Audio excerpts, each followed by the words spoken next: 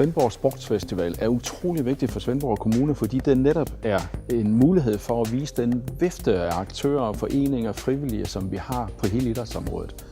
I Svendborg Kommune går vi jo målrettet efter at være vært for DGI Landstævnet i 2021.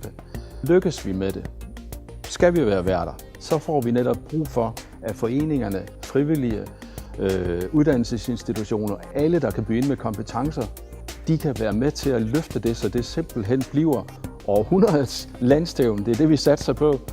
Så også derfor er den her sportsfestival måske netop et fundament, der kan være med til at sikre, at vi også rent faktisk kan levere varen, når vi når frem til målstregen.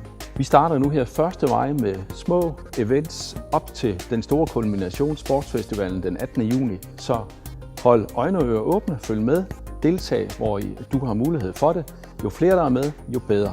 Rigtig god fornøjelse.